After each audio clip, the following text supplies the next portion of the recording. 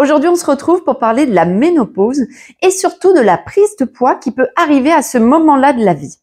Je vais vous expliquer quels sont les mécanismes à l'œuvre et qui vont provoquer tous ces changements dans notre corps, mais surtout les moyens à notre disposition pour limiter le phénomène. Mais d'abord, je me présente, je suis Shirley, psychonutritionniste. Vous pouvez me retrouver sur cette chaîne le plus souvent possible. Alors, au début, j'avais pour ambition de poster un contenu par semaine, ce que j'ai réussi à faire un petit peu. Mais cette activité étant légèrement chronophage, j'ai levé un petit peu le pied, mais vous pouvez compter sur moi pour être là le plus souvent possible. Si ce type de thématique vous intéresse, nutrition, psychologie, microbiote, n'oubliez pas de vous abonner. Tout d'abord, pourquoi prend-on du poids à la ménopause? Ce moment de la vie est une tempête hormonale. Il en existe d'autres, la puberté, la grossesse. Le phénomène qui est en jeu à la ménopause, c'est que les hormones que l'on produisait en quantité importante, les œstrogènes, la progestérone ou la testostérone, que l'on produit même nous, les femmes, vont se mettre à diminuer jusqu'à arriver à leur production minimale. Le fait que toutes ces hormones arrivent à un niveau très bas va engendrer beaucoup de changements dans notre organisme. Le premier d'entre eux est la répartition de la masse grasse. Vous pouvez observer que la masse grasse des cuisses et des fesses diminue légèrement au profit de la masse grasse abdominale. Donc, c'est à cet endroit-là que va se stocker un maximum de graisse. Pourquoi? Parce que c'était les œstrogènes qui étaient responsables du contrôle de cette masse grasse abdominale. Comme il n'y en a plus assez, eh bien, il y a un développement de graisse viscérale. L'autre hormone en chute libre à ce moment-là, c'est la testostérone. Elle est responsable de la synthèse de la masse musculaire. C'est pour ça qu'à ce moment-là, on peut aussi voir sa silhouette changer. Au-delà même de la masse grasse, la masse musculaire fond légèrement, ce qui va vous donner une silhouette différente. La deuxième conséquence, ça va être sur la composition même de notre masse grasse. Vous le savez certainement, mais il existe de la graisse blanche et de la graisse brune. L'une est une réserve de calories, alors que l'autre est une brûleuse de calories. Vous voyez que dans la graisse brune, en fait, la différence, c'est qu'il y a à l'intérieur des cellules de graisse brune des mitochondries. Les mitochondries, ce sont nos petites centrales énergétiques à nous. Elles vont donc brûler un maximum d'énergie et de calories. La graisse blanche, elle, qui est majoritaire dans le corps, la répartition à l'âge adulte, avant la ménopause, c'est 95% de graisse blanche pour seulement 5% de graisse brune. À la ménopause, ce chiffre va encore s'accroître et la graisse brune diminuer. Donc cela engendre une baisse de notre métabolisme de base. On brûle de moins en moins d'énergie. Certains aliments sont connus pour augmenter la synthèse de la graisse brune. Restez bien avec moi jusqu'à la fin, je vais vous en parler. Troisième conséquence, la baisse drastique des œstrogènes va entraîner une hausse de la glycémie sanguine. La glycémie, c'est le taux de sucre circulant dans le sang.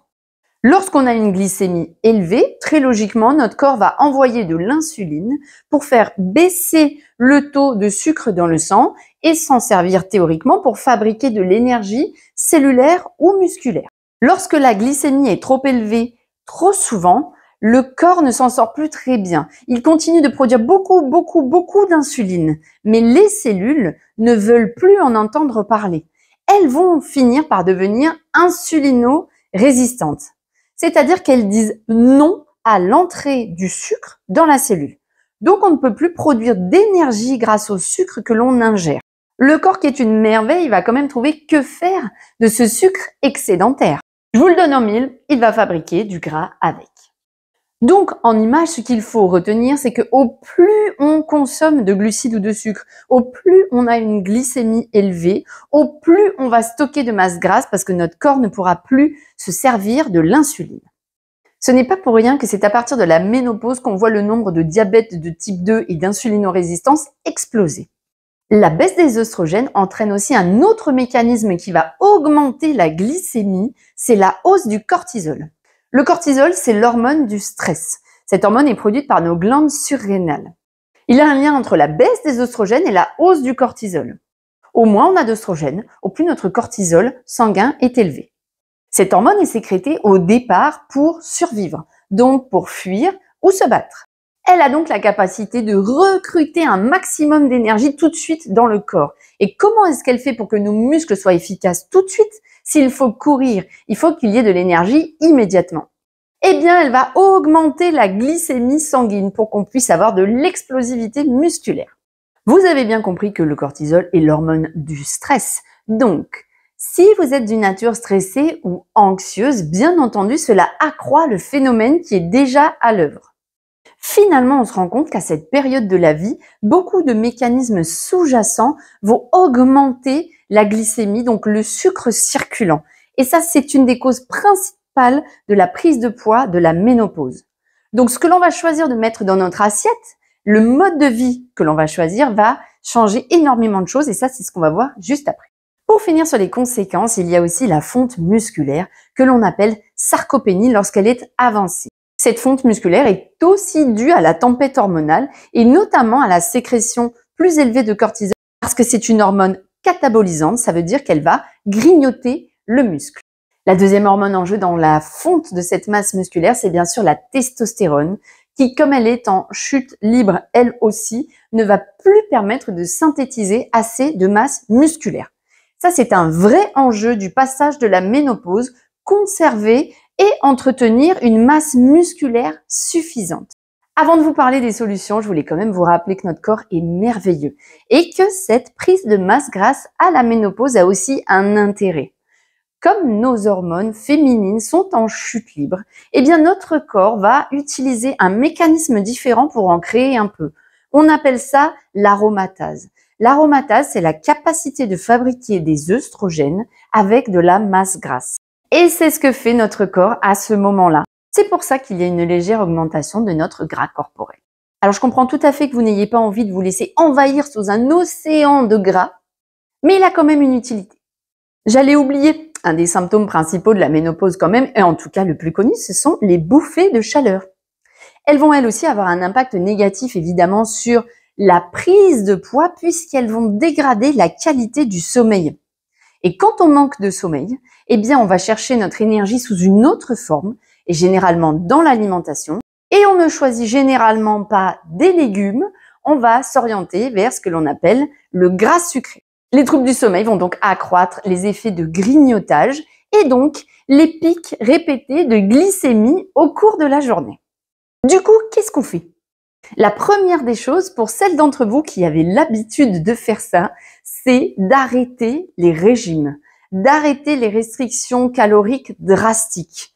Pourquoi? Parce que votre corps est déjà en train de changer de métabolisme. Le métabolisme ralentit. Les muscles ont tendance à fondre. Donc, si vous vous privez, si vous faites des régimes, vous savez, les fameux régimes artichauts, les monodiètes de scie, que des soupes, vous allez affamer votre corps. Et au lieu d'avoir le résultat que vous aviez quand vous étiez plus jeune, c'est-à-dire arriver à perdre quelques kilos, malgré le fait qu'on est bien d'accord, on les reprend à chaque fois lorsqu'on fait un régime comme celui-là, à la ménopause, vous allez vous retrouver avec une fonte de masse musculaire et une augmentation de la masse grasse. En plus de ça, vous allez vous sentir de moins en moins en forme et finir par être crevé. Malgré tout, ça n'est pas parce qu'il ne faut pas faire de régime qu'il faut manger n'importe quoi. La première des choses que je vous conseille, c'est de limiter la consommation des glucides. Vous l'avez bien compris, à partir de la ménopause, le système insuline-glycémie ne fonctionne plus de la même manière. Vous n'avez plus la même capacité à absorber les sucres et surtout à fabriquer de l'énergie avec. Donc de fait, il faut limiter les entrées sucrées. Alors que ce soit les sucres rapides, mais ça paraît être une évidence, les pâtisseries, les bonbons, le chocolat blanc, les glaces, mais aussi, et ça c'est capital, les index glycémiques élevés. Ça c'est vraiment une catégorie d'aliments que l'on mange très facilement. Si vous ignorez ce que c'est, je vous renvoie vers une vidéo dans laquelle j'en ai parlé. Pour faire simple, il s'agit des aliments céréaliers blancs. Le riz blanc, la farine blanche, donc le pain blanc, les pains de mie, mais aussi tout ce qui est fait à base de pommes de terre, que ce soit d'ailleurs les frites, la purée, les chips ou même les gnocchis. Les alcools et tout particulièrement la bière qui est très glycémiante. En bref, il faut manger à IG bas. C'est intéressant tout au long de la vie, mais ça l'est particulièrement après la ménopause. Limiter les glucides, pour vous donner une idée en chiffres, ça pourrait être s'astreindre à ne pas dépasser 100 grammes de glucides par jour, être entre 50 et 100 grammes de glucides par jour.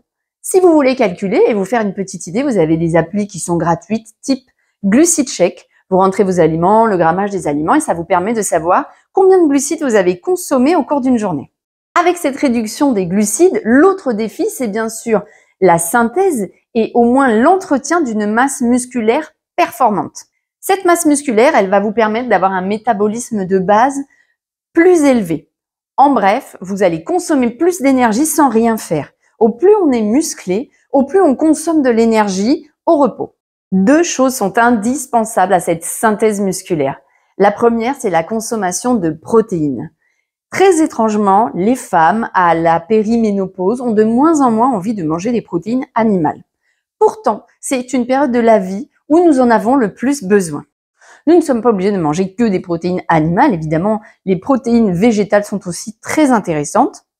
Parmi elles, vous allez retrouver notamment le soja, qui, si vous vous posez la question, ne pose pas de difficultés particulières à en consommer, sauf si vous avez souffert d'un cancer hormonodépendant. Dans les protéines végétales, on retrouve aussi toutes les légumineuses, les lentilles, les pois chiches, les haricots secs.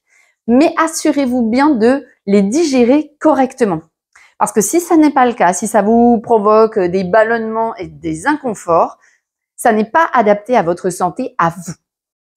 Pour parler chiffres de nouveau, le conseil que je peux vous donner, c'est d'arriver aux alentours de 1 gramme à 1,5 gramme de protéines par kilo de poids et par jour. Je m'explique.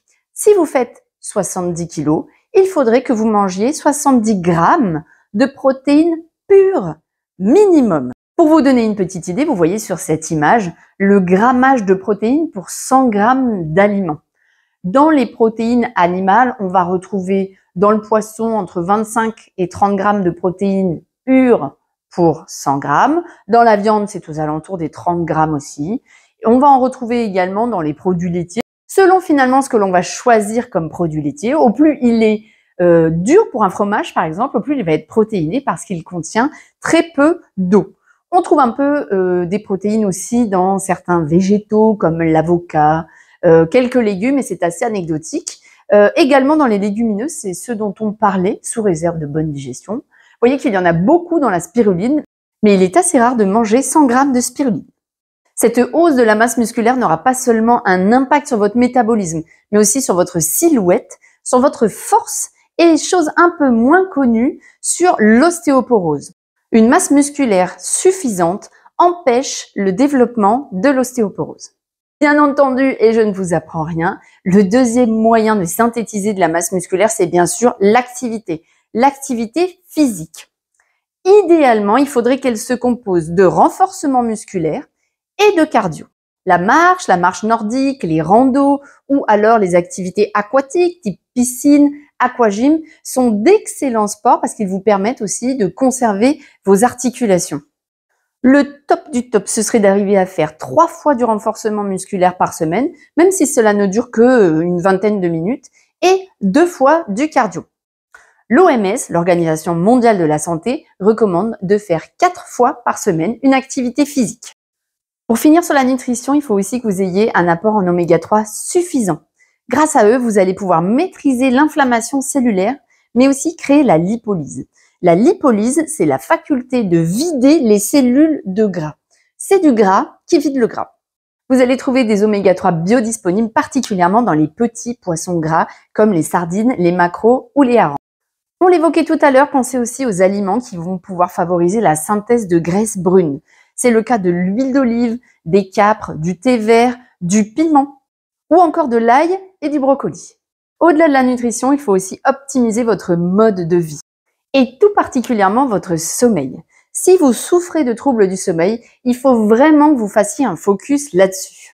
Je vous prépare d'ailleurs une petite vidéo sur le sujet pour que vous puissiez aller plus loin. Vous l'avez compris, manquer de sommeil favorise le grignotage parce que l'on est fatigué, mais aussi parce que l'on n'arrive plus à synthétiser assez de leptine. La leptine, c'est l'hormone de la satiété. Quand on manque de sommeil, on stimule plutôt la gréline, qui est une hormone qui nous donne faim. Parmi les mesures nutritionnelles qui fonctionnent très bien pour réguler la balance insuline-glycémie, il y a le jeûne intermittent. le 16-8 ou le fasting comme on l'appelle. Le fait de ne pas amener de glucides pendant 16 heures minimum dans votre organisme va permettre de réduire drastiquement l'insulinorésistance. Enfin, et pour finir sur ces recommandations, je vous encourage vivement à prendre soin de vos glandes surrénales. Ce sont bien elles qui produisent le cortisol et l'adrénaline, notamment nos petites glandes du stress. Elles sont souvent mises à mal au cours de notre vie parce qu'on est soumise à des stress chroniques qui peuvent être professionnels ou personnels, familiaux. Elles finissent par s'épuiser et ne plus produire assez d'hormones. Si vous voulez en savoir plus, j'ai fait un contenu entier sur comment rebooster ces glandes surrénales et je vous le mets ici. Pour conclure, pour contrebalancer les effets réels de cette tempête hormonale, il faut modifier son mode de vie. Avec ces mesures simples, vous devriez arriver à conserver une masse grasse et une masse musculaire au top. Si malgré tout ça, vous continuez à prendre du poids, il faut peut-être continuer l'investigation un peu plus loin et se diriger, pourquoi pas, sur des troubles thyroïdiens. Dans ce cas, je vous invite à vous rapprocher de votre médecin et à faire des analyses complémentaires. Voilà, c'est tout pour aujourd'hui. J'espère que cette vidéo vous a plu. Si c'est le cas, n'oubliez pas de mettre un petit like. Ça aide YouTube à me prendre en considération. Et n'hésitez pas non plus à me laisser des commentaires sur vos propres expériences. Comment avez-vous passé cette période particulière? Qu'est-ce que vous avez mis en place et qui a fonctionné ou pas pour vous? Je réponds toujours à vos questions avec plaisir. À très vite sur une nouvelle thématique.